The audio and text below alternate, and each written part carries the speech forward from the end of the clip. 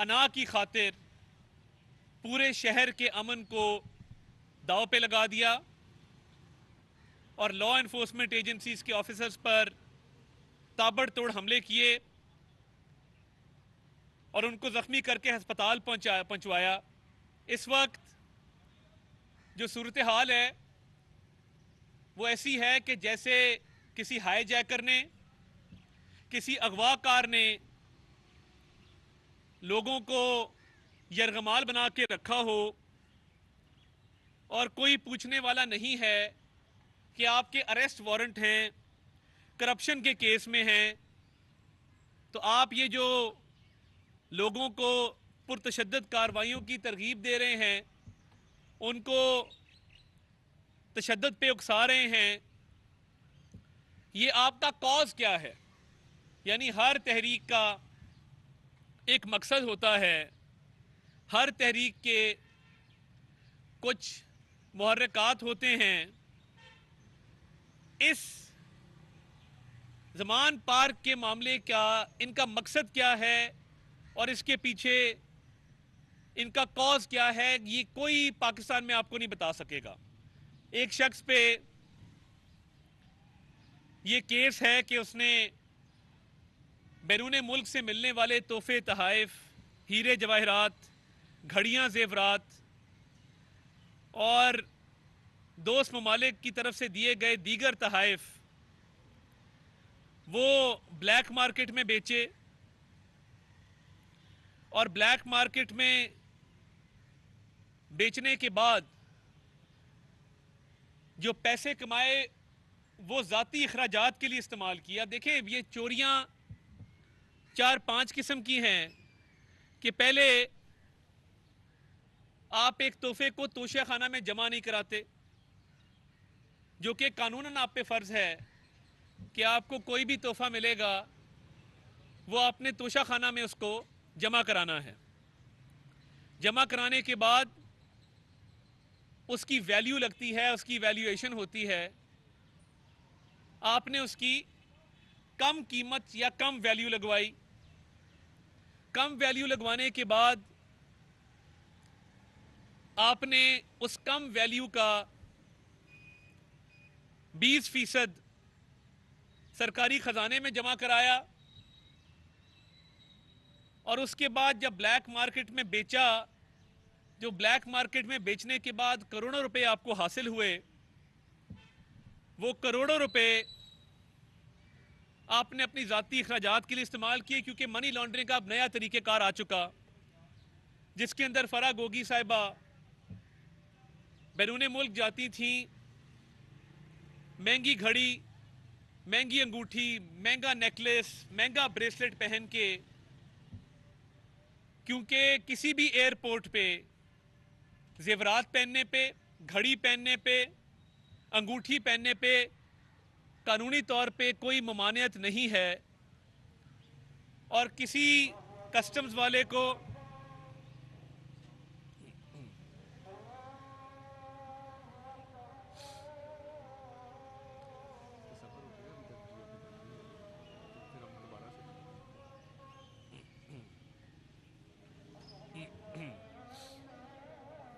वज़ीर-ए-आज़म के मुआवन ख़ुसूसी अता तारड़ इस्लामाबाद में न्यूज़ कॉन्फ्रेंस कर रहे हैं। उन्होंने कहा कि फ़ाशिस्ट लीडर की अना की खातिर पूरे शहर के अमन को ख़राब किया गया। इमरान खान अपने कारकुनों को तशद्दुद पर उकसा रहे हैं। इमरान खान ने तोशाखाना के तहाइफ को ब्लैक मार्केट में बेचा और फिर उस पैसे को अपने काम के लिए इस्तेमाल किया।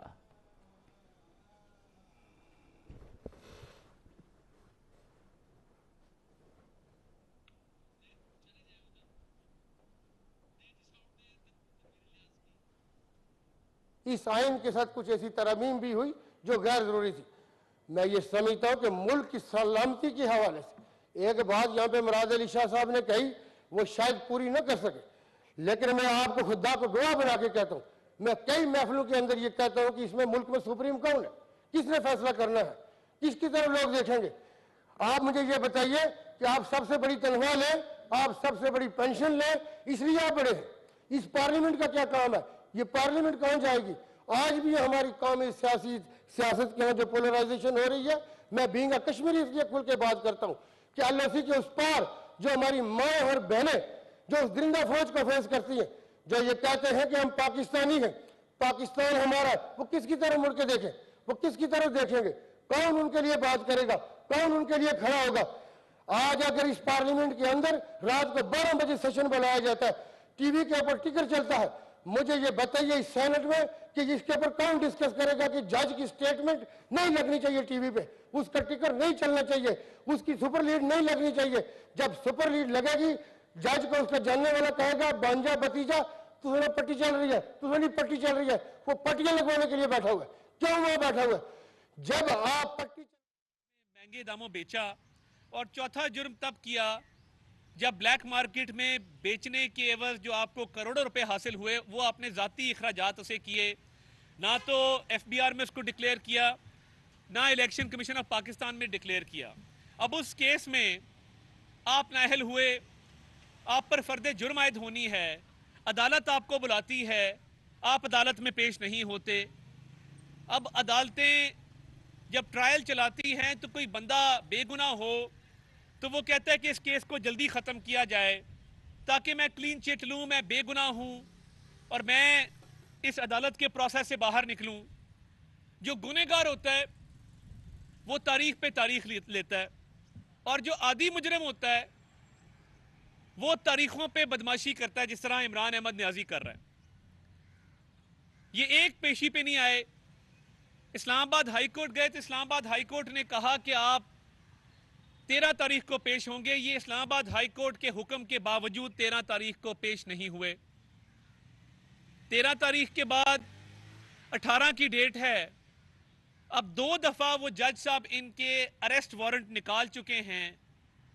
ये मेरे अरेस्ट वारंट होते या जज साहब के होते या अब्बास साहब के होते या राना साहब के होते तो हमें तो अदालत के रूबरू पकड़ के पेश कर दिया जाता।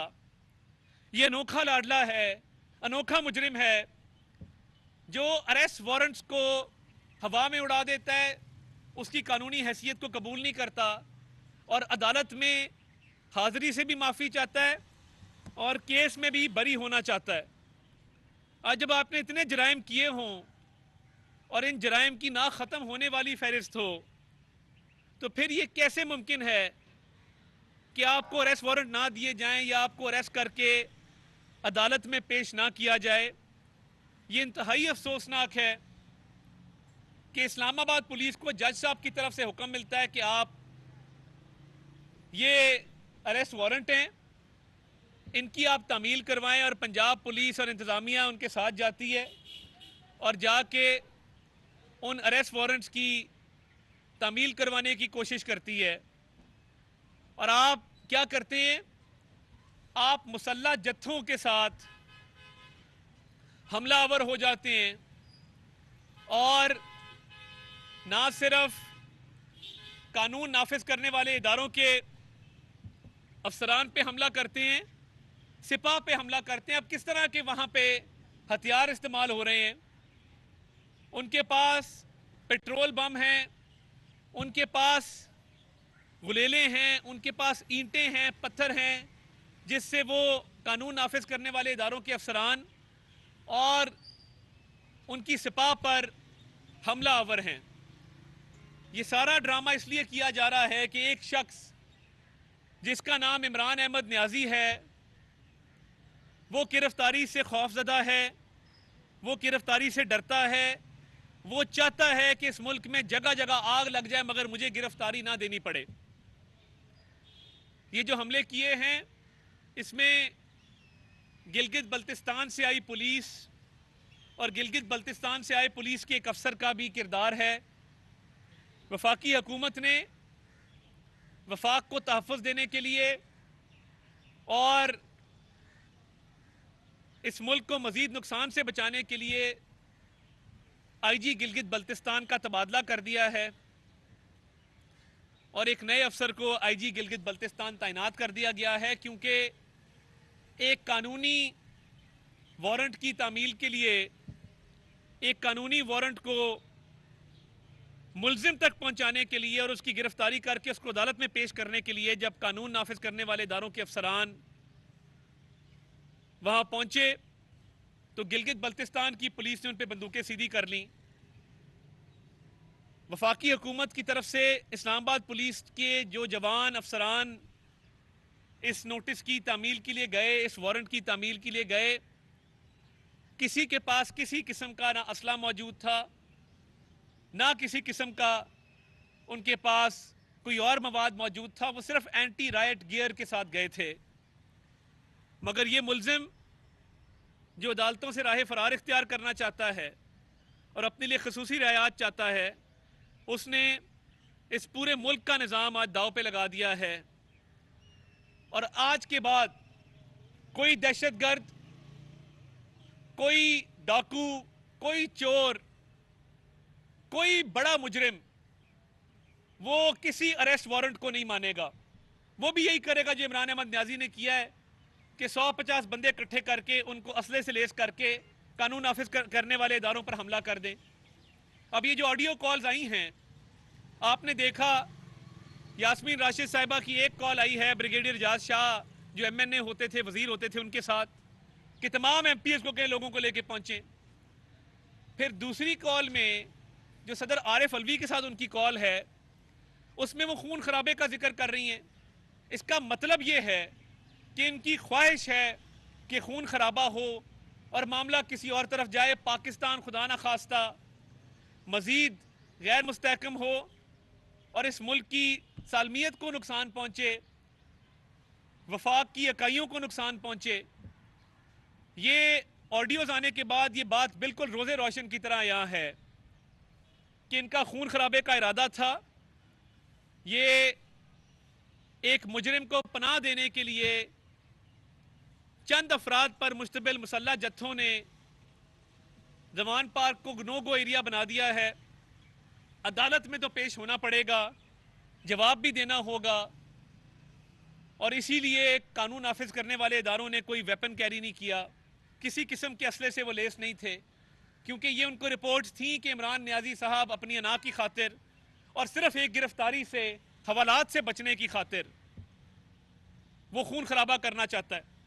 जब ये कुर्सी इक्तदार पे था तो ये किसी को जेल में बंद करता था, किसी का खाना बंद करता था, किसी का टीवी, किसी का एसी, किसी का हीटर, किसी का पंखा। आज वही शख्स जेल जाने से इतना खौफजदा है कि उसने खून खराबे का पूरा प्रोग्राम बना लिया है। और जिस तरह बैरून मुल्क गैंग लीडर्स होते हैं जिन्होंने गैस मास्क भी रखे होते हैं और वो आके अपने जत्थों को मुखातिब भी होते हैं, एक गैंग लीडर की तरह, एक गैंगस्टर की तरह वो आज जमान पार्क में रिट ऑफ द स्टेट को चैलेंज कर रहा है। मेरी कोर्टों से भी ये इल्तमास है कि ये ऑडियोज आ जाने के बाद इसमें कोई अभाम नहीं रह गया कि ये शख्स अमन व अमान को तबाह करना चाहता है, इस मुल्क को गैर मुस्तहकम करना चाहता है और अपने केसेस से बचना चाहता है। जिस शख्स ने फॉरेन फंडिंग का केस 6 साल ताखीर का शिकार किया, जिसमें ना तो उसने स्टे ऑर्डर खारिज होने दिए और ना जो दायरा इख्तियार को चैलेंज, इसके दो ही काम है, या ये दायरा इख्तियार को चैलेंज करता है या ये स्टे ऑर्डर ले लेता है। इन दो के अलावा इसका तीसरा काम कोई नहीं है। अभी भी यही हो रहा है। तमाम तर केसेस में या दायरा इख्तियार चैलेंज है या स्टे ऑर्डर लेने की कोशिश की जा रही है। आपके तोशा खाना के केस में हाथ करप्शन में रंगे हुए हैं। फराह गोगी को आपने एमनेस्टी दी, फराह गोगी ने आपके लिए मनी लॉन्ड्रिंग की, उसको भी वापस लाने के लिए कार्रवाई शुरू हो चुकी है। टिरियन जेट का भी आपको जवाब देना होगा। और ये जो खून खराबा करने की कोशिश की, लॉ इन्फोर्समेंट एजेंसीज के अफसरान को, सिपाहियों को जो नुकसान पहुंचा, जो सरकारी इमलाक को नुकसान पहुंचा, एक एक पाई आपको अदा करना होगी और एक एक जो जुर्म किया है उसकी सजा आपको भुगतना होगी। बहुत शुक्रिया। ये बताइएगा कि एक तो ये बताइएगा कि गिलगित बल्तिस्तान की पुलिस जब वहां पर पहुंची तो लाहौर पुलिस ने उनको जमान पर जाने से मना कर दिया था, हम वहाँ मौजूद थे, वो कैसे अंदर चली गई, जमान पर तक कैसे गई? नंबर 2 बताइए 50 से ज्यादा पुलिस एहलकार जो है वो जख्मी हुए हैं और रेंजर्स की गाड़ियां भी तोड़ी गई, सबको तोड़ा गया। तो हम ये समझे कि रियासत जो है वो आज नाकाम हो गई है इमरान खान को गिरफ्तार। बड़ा अच्छा सवाल है आपका। देखिए, सबसे पहली बात यह है कि गिलगित बल्तिस्तान पुलिस असले के जोर पे अंदर गई और गन पॉइंट पे उन्होंने अपनी एंट्री ऑब्टेन की, क्योंकि ना पंजाब पुलिस के पास, ना वफाकी जो इस्लामाबाद की पुलिस है उसके पास किसी किस्म का असला नहीं था।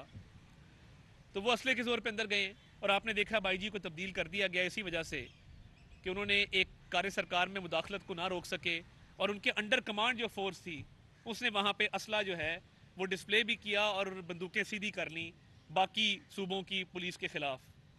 दूसरी बात यह है कि देखिए ये गिरफ्तारी आज नहीं तो कल ये होनी, इससे बचा नहीं जा सकता। रिट ऑफ द स्टेट को कायम करने का बड़ा आसान तरीका होता है। आप बड़े आराम से अगर गिरफ्तारी मकसूद है कि हर हाल में गिरफ्तारी करनी है तो बड़ा आसान तरीका है, बिल्कुल कान से पकड़ के बाहर निकाला जा सकता है। मगर हम किसी किस्म की बदअमनी नहीं चाहते।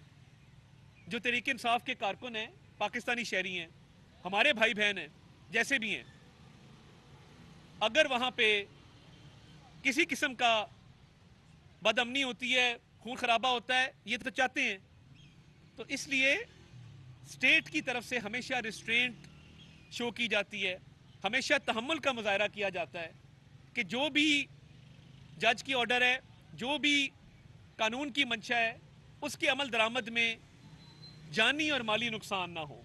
अब मुजरिम जो होते हैं ना, जब भी आप देखें, आपने मनी हाइस्ट भी देखी होगी, आप ये देखते होंगे, ये जो बैनुल अक़वामी फिल्में बनती हैं बैंक डकैती के ऊपर, ऐसे ही होता है। वो डकैत का जो रिंग लीडर होता है अंदर बैठता है, बाकी उसके मुसल्ला लोग बाहर होते हैं और वो पुलिस को कई दिन बैंकों के बाहर रोक के रखता है। तो ये वही है, ये मनी हाइस्ट का पार्ट 5 आया है, जिसके अंदर आप देख सकते हैं कि जो रिंग लीडर है वो अंदर बैठा हुआ है, उसके पास गैस मास्क भी हैं और अक्सर बड़ा जेंडर इक्वालिटी भी होती है, खवातीन भी गैंग में होती है। इधर आप सारा लवाजमात पूरे हैं। तो ये ऐसे लोगों की जो ये इस तरह की कार्रवाइयाँ होती हैं, ये बड़ा शॉर्ट लिव्ड होती हैं। ये मनी हाइस्ट का पार्ट 5 आया है, जिसके अंदर आप देख सकते हैं कि जो रिंग लीडर है वो अंदर बैठा हुआ है, उसके पास गैस मास्क भी हैं और अक्सर बड़ा जेंडर इक्वालिटी भी होती है, खवातीन भी गैंग में होती हैं। इधर आप सारा लवाजमात पूरे हैं। तो ये ऐसे लोगों की जो ये इस तरह की कार्रवाइयाँ होती हैं, ये बड़ा शॉर्ट लिव्ड होती हैं। इनकी मुद्दत, इनकी मियाद बहुत कम होती है। एहतसाब का सामना भी करना पड़ेगा, गिरफ्तारी भी देनी पड़ेगी और अदालतों में भी पेश होना पड़ेगा। जितना मर्जी रो लें, जितना मर्जी चीखें मार लें, जितना मर्जी पिट लें, हम कोई जानी नुकसान करने के हक में नहीं हैं और हम इसको रोकना चाहते हैं कि इमरान न्याजी के लोग जब पेट्रोल बम से हमला करते हैं, वो भी सिपाही किसी का बेटा है, किसी का भाई है, किसी का बाप है। तो ये जो पेट्रोल बम और गुलेलों के साथ जो हमलावर लोग हो रहे हैं, इनके खिलाफ भी कार्रवाई अमल में लाई जाएगी। मगर इमरान न्याजी साहब एहतसाब से बहुत देर बच नहीं सके। अता साहब, एक बात ये क्लियर कर दें कि रियासत इमरान खान को गिरफ्तार करना चाहती है, हाई जो ऑर्डर हैं वो उसकी पासदारी करवाना चाहती है या सिर्फ डराना चाहती है? अगर डराना ही मकसूद है तो पूरे शहर को मफलूज क्यों किया हुआ है? अगर गिरफ्तार नहीं होता तो क्या, अगर गिरफ्तार करना चाहते हैं तो ये तासर दिया जा रहा है कि इमरान खान रियासत से बढ़ के है, क्योंकि इसमें रियासती इदारों की भी बेइज्जती हो रही है, रेंजर वहाँ पे मौजूद है, पुलिस मौजूद है। तो ऐसा इंप्रेशन दिया जा रहा है कि इमरान खान रियासत के साथ टक्कर ले रहा है और रियासत से बड़ा ज़्यादा ताकतवर है। देखिए, जिस तरह मैंने बात की, रियासत को हमेशा ऐसे लोगों को कैफरे किरदार तक पहुँचाने के लिए और कानून और आइन की और स्टेट की रिट को कायम करने के लिए तहम्मुल मिजाजी से भी काम लेना पड़ता है, क्योंकि जानी और माली नुकसान का ना ये शहर मुतहम्मिल हो सकता है, ना ये मुल्क मुतहम्मिल हो सकता है। मगर जो कोर्ट का ऑर्डर है, वो वारंट अपनी जगह मौजूद है। जब तक वो किसी तरफ से मुअत्तल नहीं होता, वो फील्ड में है, उसकी तामील करवाना कोर्ट के ऑर्डर की, वो स्टेट की जिम्मेदारी है, हुकूमत की जिम्मेदारी है, वो तामील होगी। मगर जो बदअमनी की गई है, अब ये बिल्कुल इसका रुख तब्दील हो गया है। अब कानूनी कार्रवाई, उन जख्मी सिपाहियों का भी हिसाब लिया जाएगा, अफसरान का भी हिसाब लिया जाएगा, माली नुकसान जो है उसका भी हिसाब लिया जाएगा। और शहर को मफलूज हमने नहीं किया। टोलियों के अंदर लोगों की गाड़ियों पे हमले कौन कर रहे हैं? ये जनूनी एक टोला है जो समझता है कि गालिबन ये कोई खलीफा वक्त है कि जिसकी ताई, जिसकी बैत करने हमें पहुंचना है। तो ये कुछ लोगों के ज़हनी मसाइल हैं, जिसके नतीजे में आप देख रहे हैं कि सड़कें कई जगह ब्लॉक हैं। हमने तो नहीं की, ना पुलिस ने वहाँ पे बैरियर लगाए हैं। No go area Zaman park को ये पहले दिन इस मुल्क में देखें, जुल्फ़िकार अली भुट्टो ने फांसी से झूल गए, मियाँ नवाज शरीफ ने जिला वतनी काटी, जेलें काटी, अटक किला काटा, पहले दिन बाहर आके कहते जी मुझे ले जाएं। तो ये उनकी जिम्मेदारी थी कि एक कोर्ट का कानूनी ऑर्डर मौजूद है, मगर नहीं, उन्होंने औरतों, बच्चों को, बुजुर्गों को, नौजवानों को ढाल बनाना मुनासिब समझा। अमन ख़राब करना मुनासिब समझा, वहाँ पे हालात की कशीदगी करना मुनासिब समझा, मगर गिरफ्तारी नहीं दी क्योंकि वो खौफजदा है, वो डरपोक आदमी है, वो बुज़दिल है, उसको जेल से डर लगता है। कुछ अशिया हैं जो उसको जेल में नहीं मिल सकती, वो अब क्या करें, कहाँ से ला के दें? सर आप रेट ऑफ स्टेट की बात कर रहे हैं, तो स्टेट से ही इस वक्त तो प्रॉब्लम आ रही है कि कितनी दफ़ा भी पुलिस आई है कोर्ट के हुक्म के मुताबिक ही आई है, और कितनी दफ़ा वो वापस गई है कोर्ट के हुक्म पर ही वापस गई है। तो ये इमरान खान का तो बाद में किरदार आएगा। सबसे पहले तो इदारों की हम बात करते हैं कि इदारे ही इस पर अमल नहीं होने देते। देखिए, कोर्टों से हुकूमत अपनी जेट कैम करने में क्यों नहीं, देखिए ना, कोर्टों से तो हमारी गुजारिश ये है ना कि ये हम 4 लोग खड़े, हमें भी ये सहूलत दे दें। कल को हम भी कोई जुर्म करें तो हमारी भी मर्जी हो कि हमने कोर्ट में कब पेश होना है, हमारी भी मर्जी हो कि हमने फ़र्ज़ जुर्म कब आयद करवानी है, हमारी भी मर्जी हो कि हमने ज़मानत लेने कब जाना है। जब इदारों के अंदर बैठे लोग इमरान खान की सहूलतकारी करेंगे और अदलिया अपना कंधा फराहम करेगी कि इस पर रख के फायर कर लो और चाहे DIG को ज़ख्मी कर दो, सिपाहियों को ज़ख्मी कर दो, तो ये मुझे बताए ना, ये सारा किसका जिम्मा है? कौन जिम्मेदार है इस चीज़ का कि जब एक पाकिस्तानी शहरी को ये राइट हासिल नहीं है, इसको ये राइट हासिल है क्योंकि ये बदमाश है, क्योंकि ये डरते हैं उसकी बड़कों से, क्योंकि इनको ख्याल नहीं है कि कल को पूरा पाकिस्तान इसी नज़ीर को फॉलो करेगा। 2,500-3 हज़ार बंदा इकट्ठा करना हम अपने हलकों में करते हैं रोज़, कोई मसला नहीं है। कल को हम भी ये किया करेंगे कि जहां कोर्ट का ऑर्डर आया 2,500-3 हज़ार बंदा इकट्ठा किया, 4 गुलेलें चलाई, 4 पेट्रोल बम फेंके, वो गए। तो ये इसकी जिम्मेदार अदलिया है और ये जिम्मेदारी उनके ऊपर है और इसको ठीक करना भी उनकी जिम्मेदारी है। अच्छा, बहुत शुक्रिया।